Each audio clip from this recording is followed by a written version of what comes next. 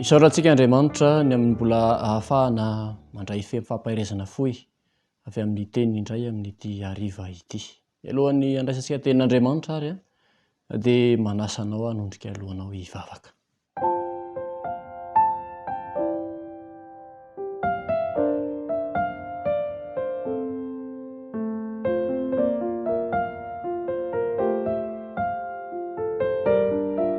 Misaotranao Andriamanitro ny amin'ny mbola nitantananao ny fiainanay tratra izao ora sy fotoana izao indray. Manana teny ambara aminay ianao ary engane ny fanao masina no hiteny ankehitriny ary ny fanao masina no ampiteny, ny fanao masina ihany koa ny kasika ny sofiny izay mandre ahafahany tsirairay avy mandeha araka ny sitraponao. Amin'ny anaran'i Jesosy Kristy mahavonjy. Amen.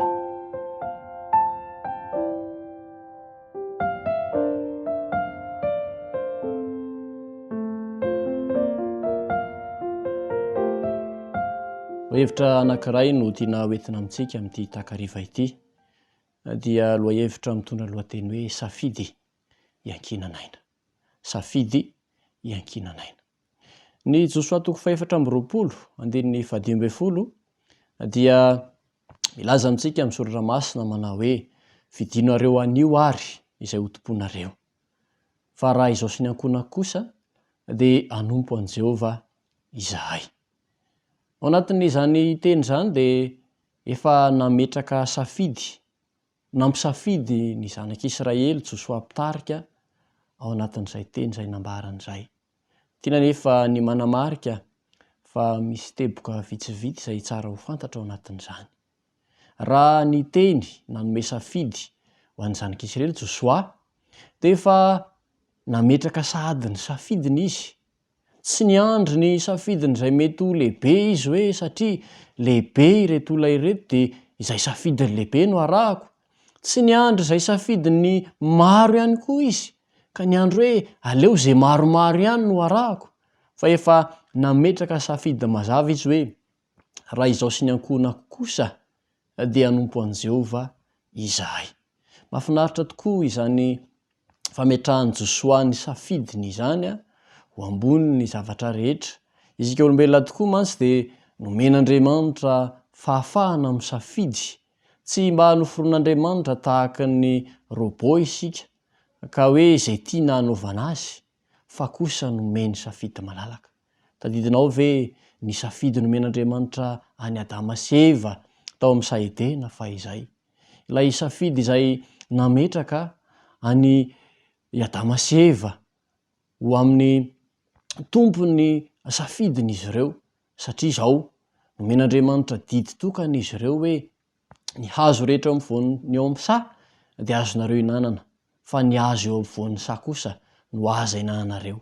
Izay ilay fametran'Andriamanitra safidy ho an'ny Adama sy Eva ary ao anatin'izany fanomezan'Andriamanitra safidy lehibe izany ho an'ny Adama sy Eva izany dia maneho ny mahafitiavana azy Andriamanitra. Azon'Andriamanitra natao tokoa ny namorona ny olombelona arak'izay nitiavany azy hoe ity teneniko dia ataovy izany.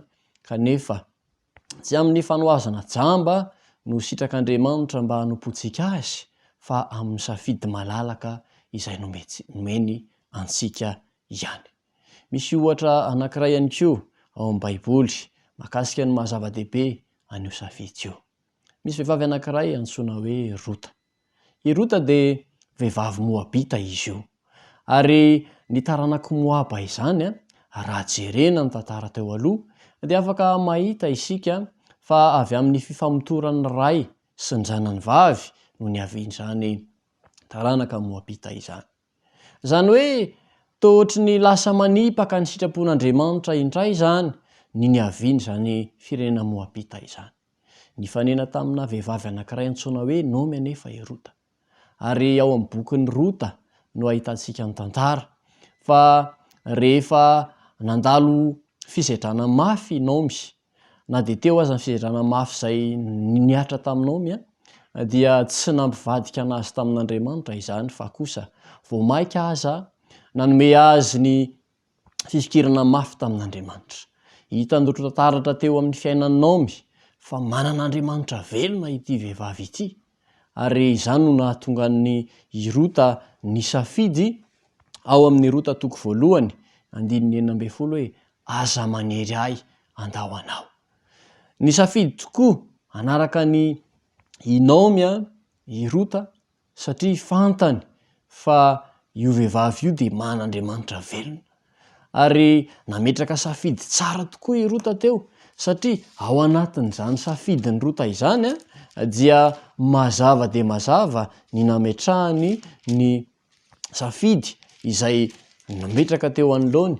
Raha naniraka ny i Rota andeha hody i Naomi, satria tsy manana zanakalahy intsony Rota i Naomi mba ho alainy Rota ho vady, dia ozy izy i Rota hoe aza manery ahy hiala amin'ny fanarahana anao, aza manery ahy hiala amin'ny fanarahana anao. Zavatra ngeza be tokoa izany safidy ny Rota izany. Jereo anie nivaky ny teny izay nitenenan'ny Rota azy hoe fa hoy Rota, aza manery ahy andao anao sy hiala amin'ny fanarahana anao, fa izay alehanao no alehako ary izay toeranao no itoerako, ny firenenao no fireneko ary ny Andriamanitra ao no Andriamanitro. Ao anatin'izany safidy izany dia vonona ny amela zavatra maro i Rota mba ho fanarahana ilay Andriamanitra velona izay tantaratra teo amin'ny Naomi rafozam-baviny. Ny safidy anaraka ny rafozam-baviny izy satria velona ny Andriamanitra izay notompon'ny rafozam-baviny io. Nisafidy ihany koa izy ny andao ny taniny. Eny fa na dia izany tany izany aza dia zava-dehibe tokoa ny hoe ity ny tany niaviako, ary nisafidy izy andao ny fireneny, ary nisafidy ihany koa izy andao ny Andriamanitra izay notompon'ny razany, fa naleony nisafidy ilay Andriamanitra mpamorona izao tontolo izao izay hitany teo amin'ny fiainanao manokana. Ary raha mitoy ihany ny tantara dia tiako ihany koa ny sarika ny saintsika amin'ity anio ity, ny mahakasika ny safidy lehibe izay araka ilay lohateny hoe safidy ankinanaina tokoa ny safidy izay atao eo amin'ny fiainana. Nisy 3 lahy izay teo amin'ny tantara, 3 lahy izay nisafidy ny hijanona ho matoky amin'Andriamanitra n'inona zavatra miseho. Ny ao amin'ny Daniela toko 7 koa mantsy dia mitantara amintsika ny toe-javatra miseho rehefa nambaran'i Daniela tamin'ny mpanjaka Nebokadnezara ny nofony sy ny hevitry ny nofony, dia tsy faly tamin'izany i Daniela i Nebokadnezara fa nisafidy ny anangana Andriamanitra volamena izay lehibe dia lehibe tokoa, ary niantso ny vahoaka rehetra tao Babilôna izy tamin'izay fotoana izay mba hiankohaka eo amin'io Andriamanitra sarivongana io. Nisy 3 lahy nefa izay tsy nanaiky hiankohaka teo anoloany izany sarivongana izany. Fanadrisiteny tsara ny didin'Andriamanitra izay manao hoe aza manao sarin-javatra voasikotra ho anao. Efa nitezana azy fony fahakely izany ary raikitra tanteraka tao anatin'ny saina. Noho izany dia naleon'izy 3 lahy ireto nisafidy ny joro matoky amin'ilay Andriamanitra velona izay efa notompon'izy ireo. Ny tantara teo aloha manko dia niseho miharihary tokoa fa io Andriamanitra io no Andriamanitra velona, ary na i Nebokadnezara mpanjaka aza dia efa nanaiky ihany ny amin'ny mahavelana io Andriamanitra io, fa noho ny firehirehany diso tafahoatra dia zary lasa adinony fa io Andriamanitra velona io izay nitompony Sadraka sy Mesaka ary Abednego io no naneho tamin'ny Daniela sy ny namany ny nofy sy ny hevitry ny nofy. Ary rehefa jamban'ny tolo-kevitra nomeny reto ombiasy mpanolotsaina izay tsy manan'Andriamanitra i Nebokadnezara dia nanaiky mora foana anaraka an'izany tolo-tsaina izany, hany ka tafalatsaka tao anatin'ny fandrika mangitsikitsika napetraka Satana ho amin'ny fananganana ny sary olona volamena. Rehefa nitsangana ary ilay sary olona volamena dia nanome baiko ny mpanjaka. Rehefa notsofina ny Anjomara sy ny Sobaba dia tsy maintsy miankohaka izay rehetra mandray izany. Izao anefa tao anatin'izay fotoana izay indrindra dia nisy 3 lahy izay tsy nety hiankohaka, ary nisy nanara-maso ireo 3 lahy ireo, nisy nahita sy nahatsikaritra hoe toa tsy miankohaka izy ireo zany. Rehefa nitentina tany amin'ny mpanjaka izany Toe-javatra izany dia tezitra mafy ny mpanjaka ary niteny izy hoe fa isa moa no Andriamanitra izay tomponareo ka mieritreritry heverinareo fa avonjy anareo amin'ny tanako. Dia hozy izy ny andininy 2:40 ao amin'ny Daniela 3:7 manao hoe dia namaly Sadraka sy Mesaka ary Abednego ka nanao tamin'ny mpanjaka hoe ry Nebokadnezara, tsy misy antony tokony amaliana ianao akory ny amin'izany zavatra izany. Indro Andriamanitra izay tomponay dia mahavonjy anay amin'ny lafaoro misy afo mirehitra sady hamonjy anay amin'ny tananao ry mpanjako. Ary na dia tsy izany aza dia aoko ho fantatrao ry mpanjako fa ny Andriamanitra ao izay dia tsy ho tomponay ary sary olona volamena efa natsanganao dia tsy vavahanay. Matotra ny safidy napetraka Sadraka sy Mesaka ary Abednego, tsy ankohaka velively amin'ny sary olona volamena izay natsangany mpanjaka izy. Ao anatin'izany safidy izany anefa dia misy lafaoro mirehitra izay miandry azy ireo. Izany hoe ny ainy mihitsy izany eto no tsy maintsy alana aminy raha toa ka misafidy ny tsy ankohaka amin'ny sary olona volamena io izy ireo. Nefa dia hozy izy Stella hoe fantatray, azonay antoka fa hamonjy anay ilay Jehovahandriamanitra izay tomponay. Ary zao na dia tsy hamonjy anay aza Jehovahandriamanitra izay tomponay dia tsy ankohaka velively amin'ny sary volamena izay natsangana izay satria fantatray fa tsy afaka ny amaly anay akory izy io, tsy afaka ny aninina anay ihany koa izy io. Ary na dia hoesorina aminay aza ny ainay dia azonay antoka fa Andriamanitra no hery fiarovana ao anay. Ary dia sany joro tahaka izany i Sadraka sy Mesaka ary Abednego. Safidy, zava-dehibe ny fananana safidy eo amin'ny fiainana. Indraindray dia mora amin'ny olona tokoa ny manome tsiny ny hafa. Tadidinao ve rehefa noho ny safidy ratsy nataony dia rehefa namangy any Adama sy Eva Andriamanitra tao amin'ny sahedena, noho ny safidy ratsy nataon'izy ireo dia nanjary nitanjaka izy ireo. Rehefa nanontaniana Andriamanitra i Abrahama hoe ry Adama, inona izany nataonao izany ry Adama? Dia hozy izy i Adama namaly hoe ny vehivavy izay nomenao ahy. Izany hoe raha tsy nomenao vehivavy ahako izao dia tsy nihinana tamin'ilay voankazo voarara. Dia rehefa nanontaniana indray ny vehivavy dia izy hoe ny mena rana no namitaka ahy. Zary lasa tsy hain'ny olona intsony ny mandray ny valin'ny safidy ratsy nataony. Miantso antsika nefa Andriamanitra amin'ity anio ity ny mba hanaovantsika safidy tsara, safidy iankinanaina tokoa, ny safidy izay mipetraka mandrakariva isan'andro eo anoloantsika, tahaka ny safidy izay mipetraka teo anoloan'i Josoa.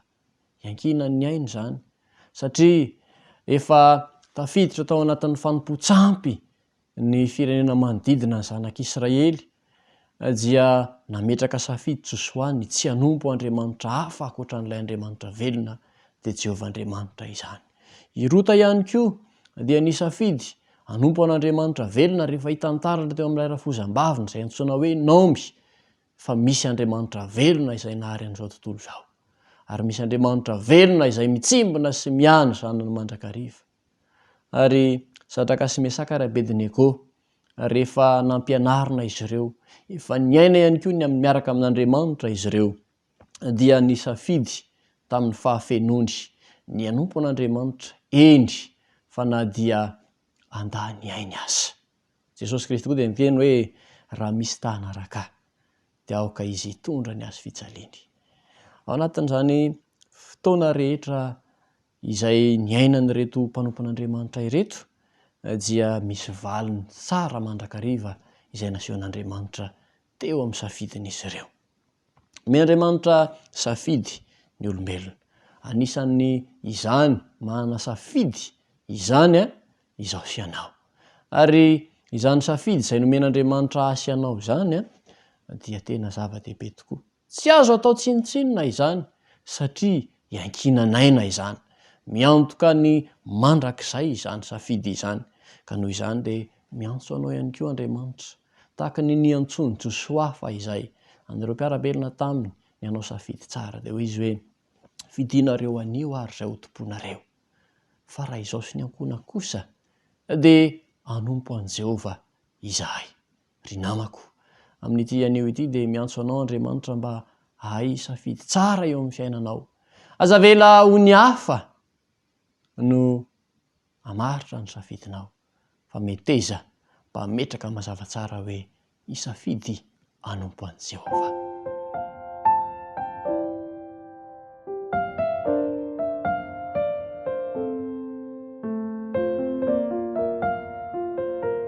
Dia araka hivavaka isika. Jehova Andriamanitra ray eo, misaotra anao izay satria mbola nampatsevinao indray fa noforoninao tamin'ny fitiavana izahay, nomenao safidy izahay, ary izany safidy izany tokoa no antsoinao anay mba hanomponay anao amin'ny safidi-ponay. Tsy antery fa kosa vokatry ny fo. Koa raiso Tompo Masino ny fiainanay ary tario lalana izahay mba hisafidy ny anao tsara mandrakariva ho voninahitra ao. Amen.